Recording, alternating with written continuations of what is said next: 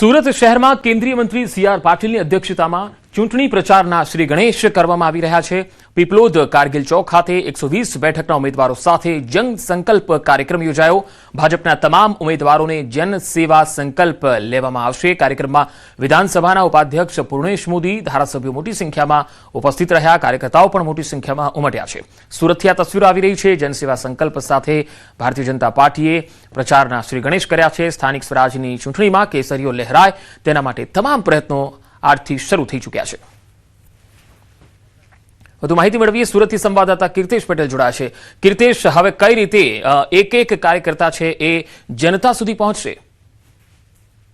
જે પ્રકારે સ્થાનિક સ્વરાજની ચૂંટણીની જાહેરાત થઈ હતી ત્યારબાદ તમામ ઉમેદવારોના નામ જાહેર કરવામાં આવ્યા। ગઈકાલે ફોર્મ ભરી દેવામાં આવ્યા છે ત્યારે કેન્દ્રીય કેબિનેટ મંત્રી સી.આર. પાટીલની આગેવાનીમાં સુરત ખાતે આજે 120 જે ઉમેદવારો છે તેમને જનસંકલ્પ કાર્યક્રમનું આયોજન કરી તેમની પાસે તમામ વિગતો આપવામાં આવી છે, લોકો સુધી પહોંચવું અને ખાસ કરીને સુરતમાં જે રીતે આપ પાર્ટીએ અલગ અલગ વોર્ડોમાં તેમના ઉમેદવારો ગત સ્થાનિક સ્વરાજની ચૂંટણીમાં જીતાડ્યા હતા ત્યારે 120 બેઠકમાંથી 120 બેઠક મેળવવા માટે હવે કાર્યકર્તાઓ કયા પ્રકારની મહેનત કરવાની છે, કયા પ્રકારે જનસંપર્ક કરવાનો છે, લોકો સુધી પહોંચવાનું છે તેવી ટિપ્સો આપી હતી। ખાસ કરીને સુરતની ચૂંટણી છે તે ખૂબ જ રસાકસીની જોવા મળશે, કારણ કે મહાનગરપાલિકામાં માત્ર સુરત જ એક એવું શહેર છે કે જ્યાં આપ પાર્ટીએ પોતાનું ખાતું ગત ચૂંટણીમાં ખોલાવ્યું હતું ત્યારે તે પાટીદાર ગઢોમાં હતું, પણ પાટીદાર આગેવાનો ને પણ આ ફેરી ટિકિટ આપવામાં આવી છે। એટલે કે સીધી ટક્કર જે પાટીદાર વિસ્તાર છે તેમાં ભાજપ અને આપ સામે છે ત્યારે 120 બેઠકો પર કબજો કરવા માટે ભાજપે હવે આજથી ચૂંટણીના શ્રી ગણેશ કર્યા છે। જી કીર્તેશ, આભાર માહિતી આપવા માટે। તો સુરતમાં આજથી ભાજપે પ્રચારના શ્રી ગણેશ કર્યા છે। 120 બેઠકના ઉમેદવારો સાથે જનસંકલ્પ। સી.આર. પાટીલ પણ આ જનસંકલ્પ અભિયાનમાં ઉપસ્થિત રહ્યા અને તેમની સાથે મોટી સંખ્યામાં કાર્યકર્તાઓ, ધારાસભ્યો અને જે ઉમેદવારો જાહેર થયા છે એ તમામ ઉમેદવારો પણ આજે જનસંકલ્પ સેવાનો અભિયાનનો શુભારંભ કરી અને હવે પોતાનો જે પાર્ટીનો મેસેજ છે, વિકાસનો જે મેસેજ છે એ લોકો સુધી પહોંચાડશે। 26 તારીખે હવે મતદાન છે ત્યારે એ પહેલા એડી ચોટીનું જોર લગાવશે તમામ ઉમેદવારો અને મતદારોને રીઝવવા માટે એ તમામ મુદ્દાઓ છે એ લોકોની વચ્ચે લઈને જશે। આજથી દરેક મહાનગરપાલિકામાં ભારતીય જનતા પાર્ટી તરફથી પ્રચારના શ્રી ગણેશ એક સાથે કરવામાં આવ્યા છે।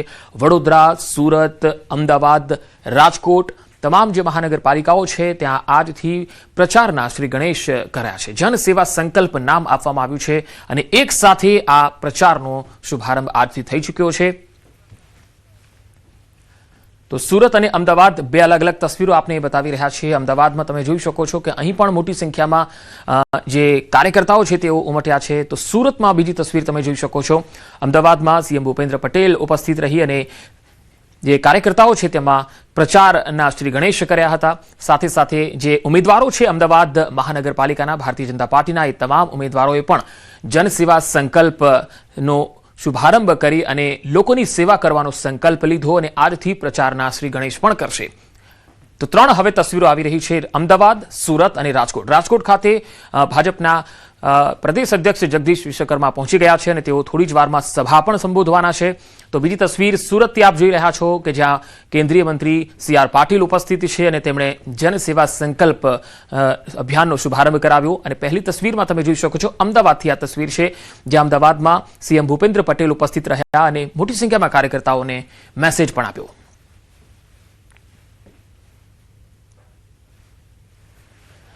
તો ત્રણ અલગ અલગ તસવીરોમાં સ્થાનિક ચૂંટણીમાં ભાજપે પ્રચારના શ્રી ગણેશ કરી દીધા છે। જન સેવા સંકલ્પ સાથે ભાજપા પ્રચારના શ્રી ગણેશ। અલગ અલગ મહાનગરપાલિકાઓમાં અલગ અલગ મહાનુભાવો, હોદ્દેદારો ઉપસ્થિત રહ્યા। ભરૂચ નગરપાલિકા ચૂંટણી પહેલા કોંગ્રેસ પાર્ટીમાં વોર્ડ નંબર 2 ને લઈને આંતરિક ઘર્ષણ અને રાજકીય ઉથલપાથલ તેજ બની છે।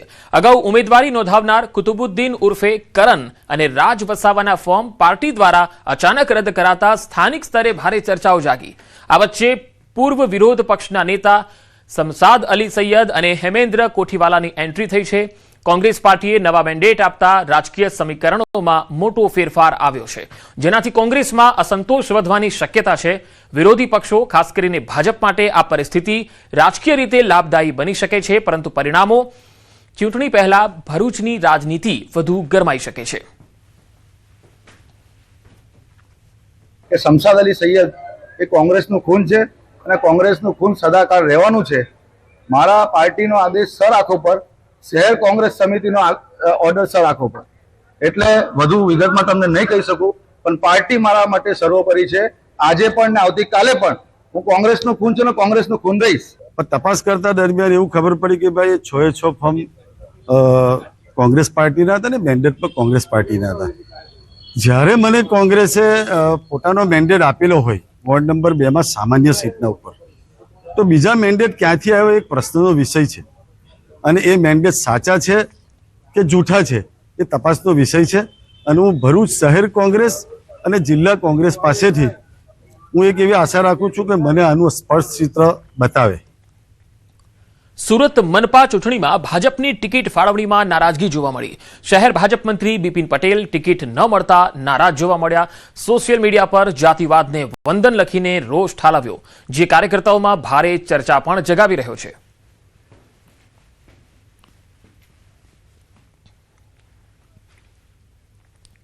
આજથી ગિરનાર રોપવે 7 દિવસ બંધ છે. 12 થી લઈને 18 એપ્રિલ સુધી રોપવે બંધ રહેશે. વાર્ષિક મેન્ટેનન્સ કામગીરીને લઈને આ નિર્ણય કરવામાં આવ્યો છે. આગામી 19 તારીખથી રાબેતા મુજબ રોપવે શરૂ થઈ જશે. શ્રદ્ધાળુઓ 7 દિવસ સુધી રોપવેની સેવા નહીં લઈ શકે. ગિરનાર જવા માંગતા શ્રદ્ધાળુઓ સીડી ચડીને જઈ શકશે.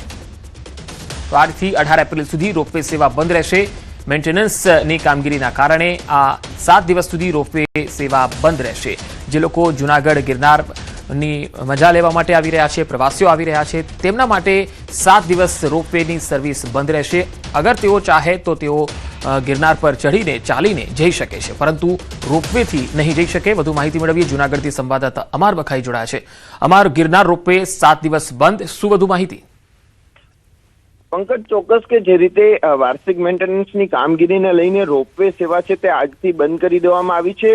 આજથી 7 દિવસ એટલે કે 12 તારીખથી 18 એપ્રિલ સુધી ગિરનાર રોપવે છે તે બંધ રહેશે. 19 તારીખથી રાબેતા મુજબ રોપવે શરૂ થશે. જ્યારે મેન્ટેનન્સની કામગીરીને લઈને નિર્ણય લેવાયો છે. જ્યારે શ્રદ્ધાળુઓ રોપવેની સેવા નહીં માણી શકે, પરંતુ જો ગિરનાર અંબાજી મંદિર જવું હોય કે દત્તાત્રેય શિખર સુધી જવું હોય તો સીડી ચડીને જઈ શકશે.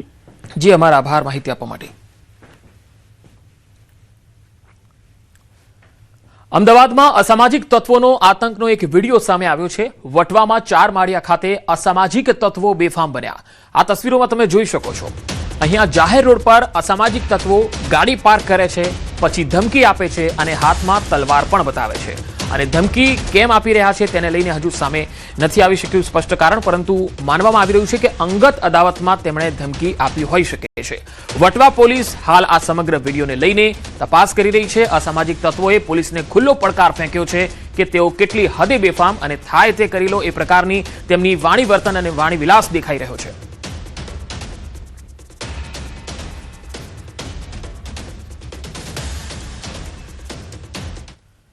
સમગ્ર વિશ્વ માટે માઠા સમાચાર કહી શકાય. ઈરાન અને અમેરિકા વચ્ચેની વાતચીત નિષ્ફળ રહી છે. અમેરિકાના ઉપરાષ્ટ્રપતિ ખાલી હાથે પરત ફર્યા છે. જેડી વાન્સે કહ્યું છે કે ઈરાને અમારી શરતો નથી માની.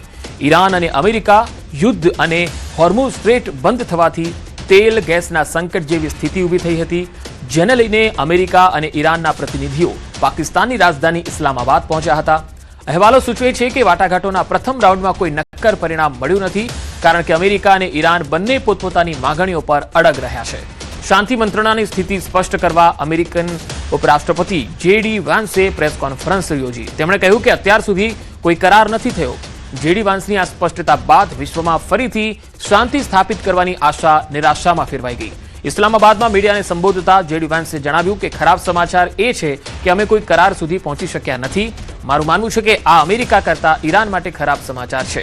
પરિણામે અમે કોઈ કરાર પર પહોંચ્યા વિના અમેરિકા પાછા ફરી રહ્યા છીએ. તેમણે અમારી શરતો સ્વીકારવાનો ઇનકાર કર્યો છે. જેડી વાન્સનું આ નિવેદન સમગ્ર વિશ્વ માટે ખરાબ કહી શકાય. That's the good news. The bad news is that we have not reached an agreement. And I think that's bad news for Iran much more than it's bad news for the United States of America. So we go back to the United States having not come to an agreement. We've made very clear what our red lines are, what things we're willing to accommodate them on, and what things we're not willing to accommodate them on. And we've made that as clear as we possibly could. And they have chosen not to accept our terms.